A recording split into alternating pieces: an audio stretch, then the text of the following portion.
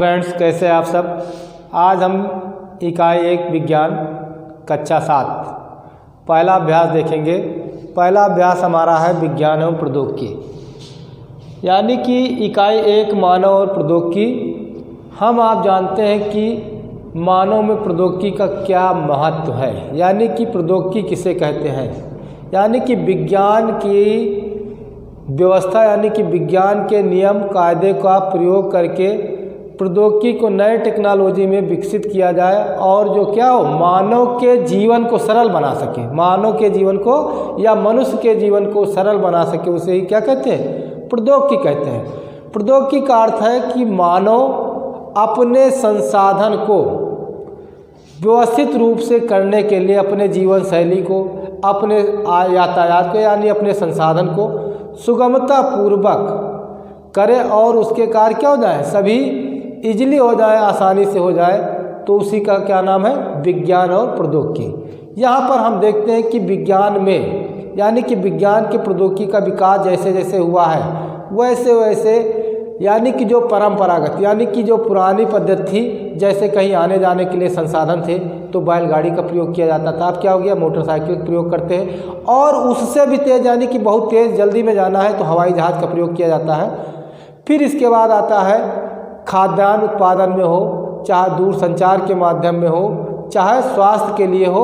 स्वास्थ्य में पहले क्या होता था कि जो दवा की जाती थी वो कैसे किए जाते थे, आयुर्वेद के हिसाब से, घर की जड़ी बूटी का प्रयोग करके जो है प्रयोग किया जाता है। लेकिन अब आधुनिक में क्या हो गया, विज्ञान की प्रौद्योगिकी के बाद से, विज्ञान की प्रौद्योगिकी से क्या हो गया, अल्ट्रासाउंड की व्यवस्था हो गई, सिटी स्कैन की व्यवस्था हो गई, इंडोस्कोप की व्यवस्था हो गई, यानी कि खून जांच की व्यवस्था हो गई कि कोई बीमारी हमारे पास कौन सी है, उसके जांच के लिए हम सारी व्यवस्था करते हैं। इसी प्रकार से कृषि के क्षेत्र में पहले क्या है, बैलों से खेती की जाती थी, अब क्या हो गया है, ट्रैक्टर हो गया। अब ट्रैक्टर में क्या हो गया, बीज बोने की आधुनिक मशीन आ गई, कटाई की मशीन आ गई। इस प्रकार की जो व्यवस्थाएं हैं वो सब किस में है, विज्ञान और प्रौद्योगिकी की बात होती है, मानव और प्रौद्योगिकी में। सबसे पहले हम देखते हैं कि विज्ञान क्या, प्रौद्योगिकी है क्या। तो विज्ञान की प्रौद्योगिकी में क्या है, विज्ञान के नियमों एवं सिद्धांतों के अनुप्रयोग से मानव हित में संसाधनों का निर्माण ही प्रौद्योगिकी है। संसाधनों का निर्माण ही प्रौद्योगिकी है, संसाधनों का निर्माण ही प्रौद्योगिकी है। हम आप जानते हैं लिखा हुआ विज्ञान के नियमों एवं सिद्धांतों, यानी कि जो विज्ञान के नियम होंगे उसी के कुछ सिद्धांत होंगे, उस सिद्धांत का अनुप्रयोग, यानी कि उसका हम यूटिलाइजेशन करके मानव हित में संसाधनों के निर्माण ही प्रौद्योगिकी कहलाता है, टेक्नोलॉजी। आजकल हम आप सुनते हैं कि टेक्नोलॉजी का ज़माना है। टेक्नोलॉजी मतलब क्या हो गया, यही सब चीज़ें कि जो चीज़ है उसको आधुनिक से आधुनिक में परिवर्तित किया जाए और कोई काम कुछ सेकंडों में ही हो जाए। जैसे हम कैलकुलेटर उठाते हैं, कैलकुलेटर से क्या करते हैं, जोड़ना घटाना है, भोजन को पकाना, प्रेशर कुकर लगाए, गैस सिलेंडर का प्रयोग करने लगे।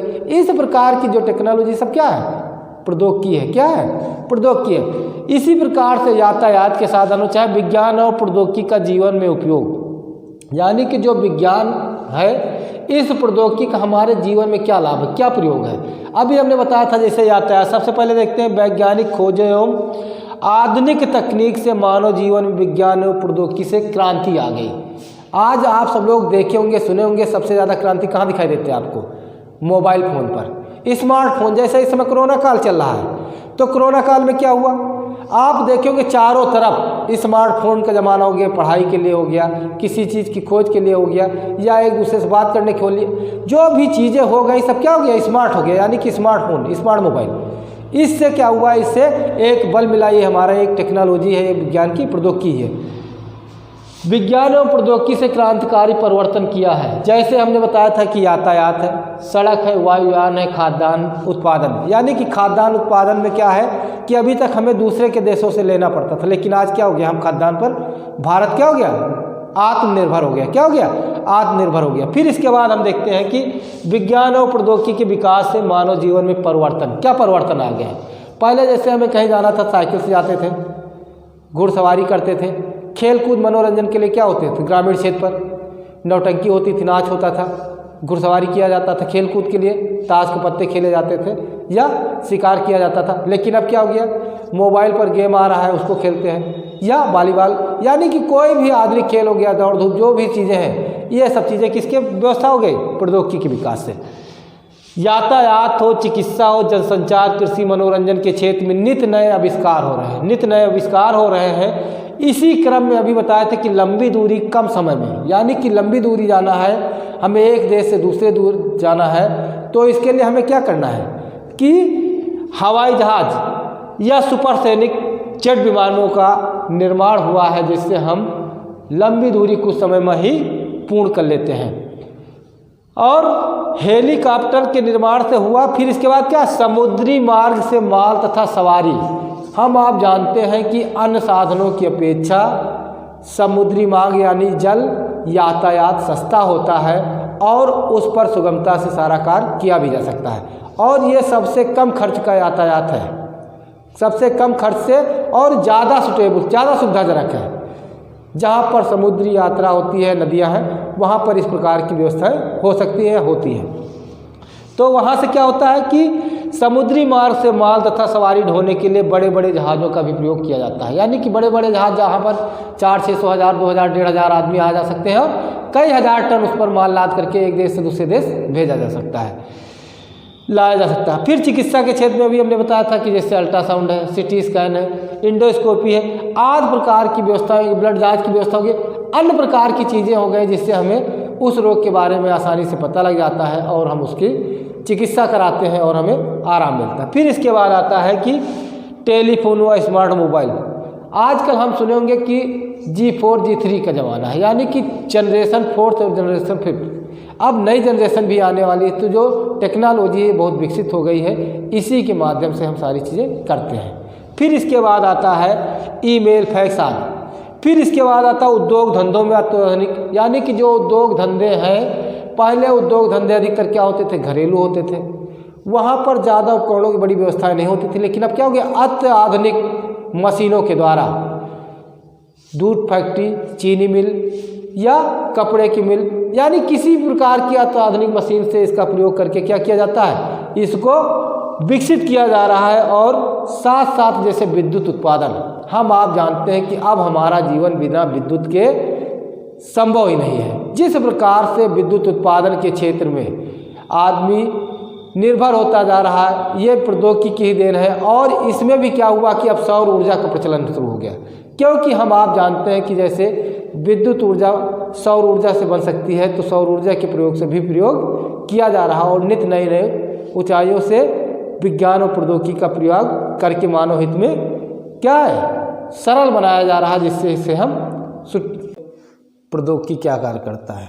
पहले क्या था, जब कृषि होती थी, यानी कि जब विज्ञान का इतना ज़्यादा विकास नहीं था, तब क्या होता था, उस समय खेतों की जुताई कैसे होती थी, बैलों से होती थी। सिंचाई कैसे होती थी, ढकली या हाथ से होता था, और निकाई गुड़ाई हाथ से होता था।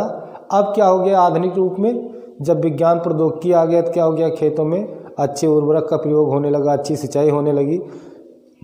साथ साथ विभिन्न प्रकार से जोतने की व्यवस्था, यानी कि ट्रैक्टर का प्रयोग होने लगा, निकाई गुड़ाई के लिए मशीनों का प्रयोग होने लगा, दवा के प्रयोग, कीटनाशक दवाओं का प्रयोग होने लगा।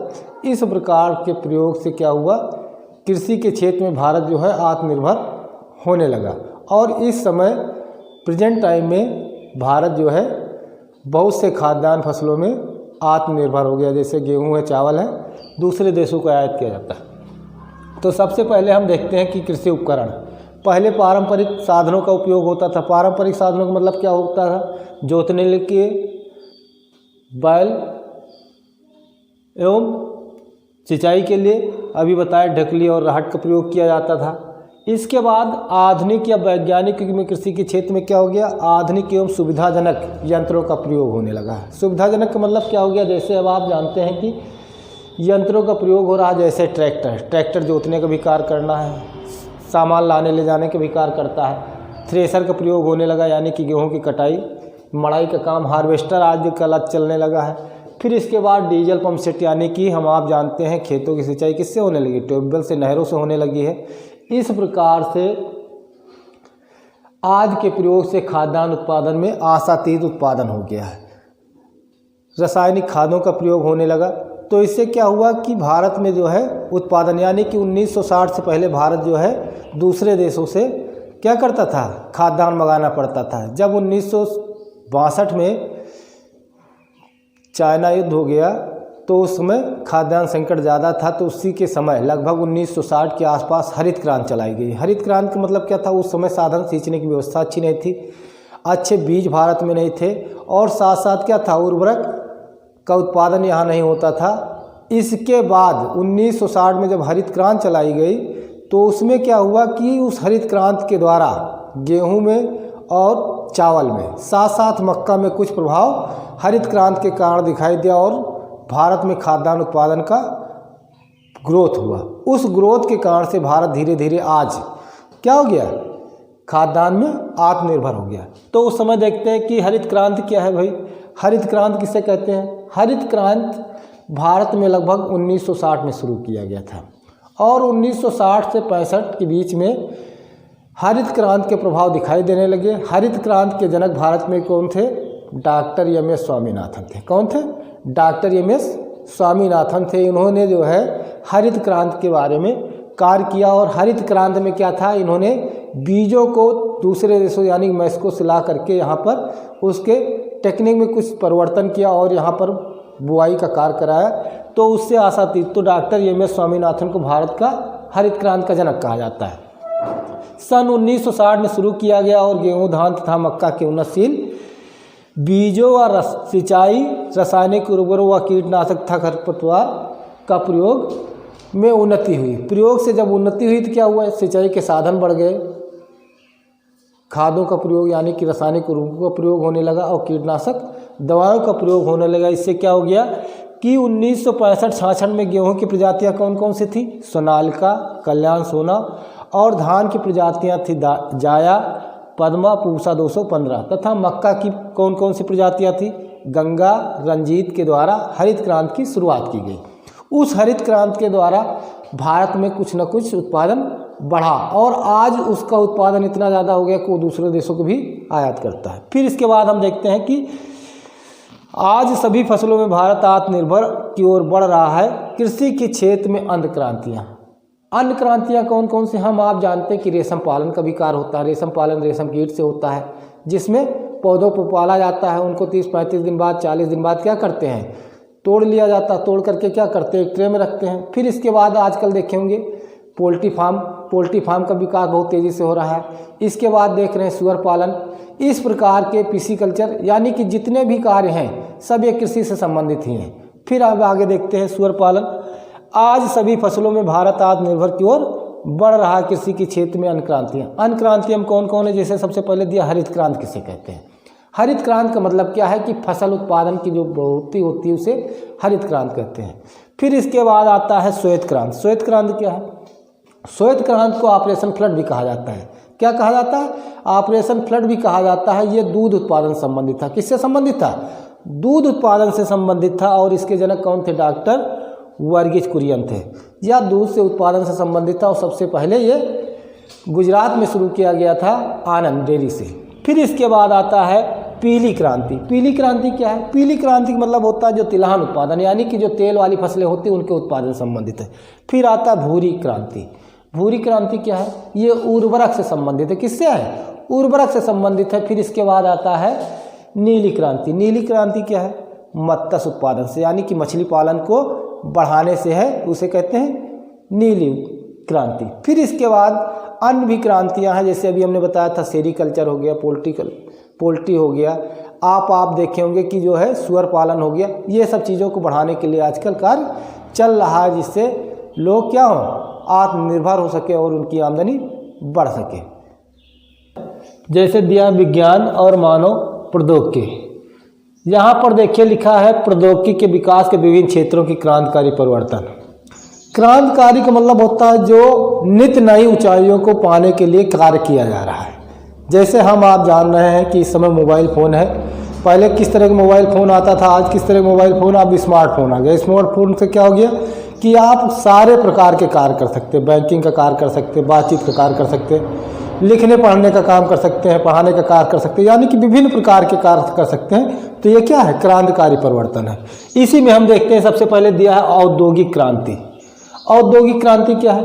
औद्योगिक क्रांति का मतलब होता पहले जो काम होता था वो कुटीर उद्योग यानी छोटे छोटे उद्योग होते थे। अब क्या हो गया, बहुत बड़ी बड़ी फैक्ट्रियाँ होती हैं, बहुत बड़े बड़े उद्योग लगाए जाते हैं। इसको क्या कहा जाता है, औद्योगिक क्रांति कहा जाता है। क्या कहा जाता है, औद्योगिक क्रांति कहा जाता है। फिर दूसरा दिया संचार, जनसंचार क्षेत्र में क्रांति। जनसंचार क्या है, जो पुरानी पद्धति क्या थी, पहले चिट्ठी पत्री भेजी जाती थी, किसी का संदेश पाने के लिए 10, 15, 20 दिन, महीने, 2 महीने, 4 महीने लग जाते थे।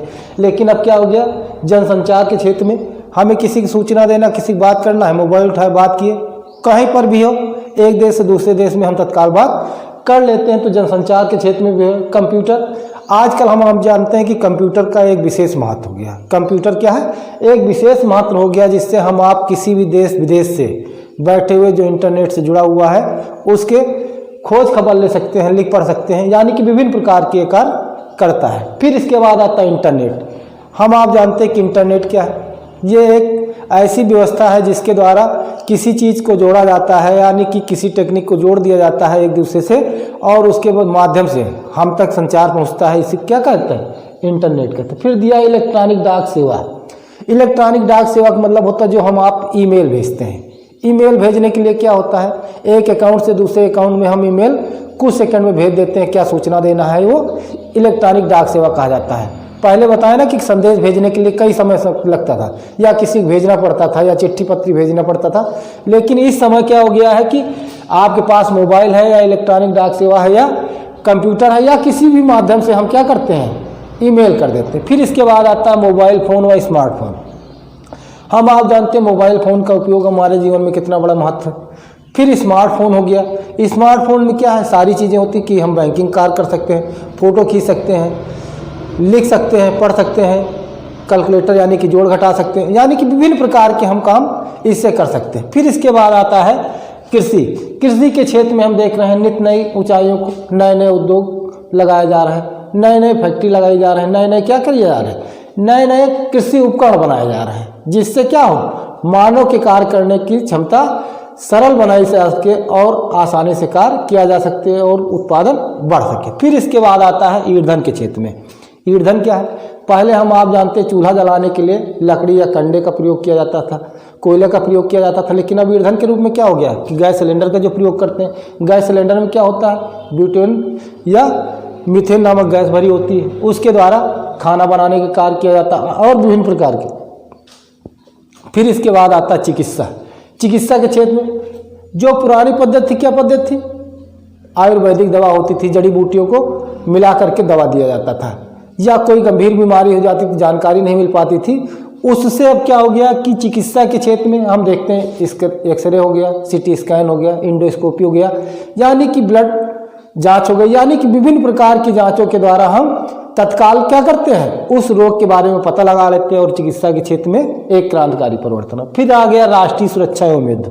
हम आज जानते हैं एक देश से दूसरे देश से बचाने के लिए अपनी राष्ट्रीय सुरक्षा और युद्ध को कैसे तकनीक करना है, और नए नए मिसाइलों का प्रयोग, रॉकेट का प्रयोग, और आजकल आप देखेंगे राफेल की बात चल रही थी, राफेल के द्वारा अपने देश की सुरक्षा करने के लिए जो विभिन्न प्रकार के कार्य किए जाते हैं उसे क्या है, राष्ट्रीय सुरक्षा एवं युद्ध के रूप में देखते हैं। फिर इसके बाद देखते हैं कि विज्ञान और प्रौद्योगिकी का क्या लाभ हुआ और क्या हानि हुआ।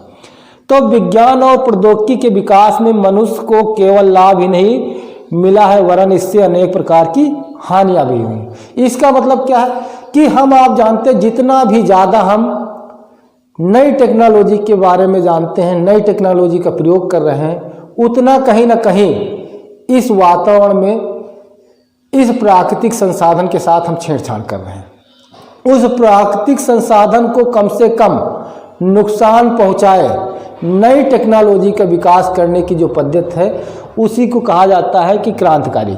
ऐसा क्रांतिकारी परिवर्तन किया जाए जिसके माध्यम से आने वाले प्राकृतिक संसाधन को कम से कम नुकसान हो और हम अपना जीवन सुचारू रूप से चला सकें। इस क्रांतिकारी परिवर्तन में विभिन्न प्रकार के उद्योगों को बढ़ाने के लिए क्या होता है, प्राकृतिक संसाधनों का दोहन हो रहा है, जिसके कारण से क्या है, विभिन्न प्रकार के जीव जंतु और पेड़ पौधों का लुप्त हो रहे हैं या खत्म हो जा रहे हैं, और आने वाले समय में इनकी संख्या क्या हो जाएगी, कम हो जाएगी। तो वातावरण क्या हो जाएगा, विनाशकारी हो जाएगा और विभिन्न प्रकार के परिणाम हमें भोगने पड़ सकते हैं। इसलिए प्राकृतिक संसाधनों का कम से कम दोहन करके और उचित मात्रा में सोच समझ करके हमें इसका प्रयोग करना है, जिससे हमारा जीवन सुरक्षित रह सके और आने वाले जीवन को क्या करें, सुरक्षित बनाया जा सके। इस प्रकार से प्रौद्योगिकी के विकास को हमें लागू करना है। इस प्रकार से ये चैप्टर हमारा खत्म हुआ। नेक्स्ट लेक्चर में फिर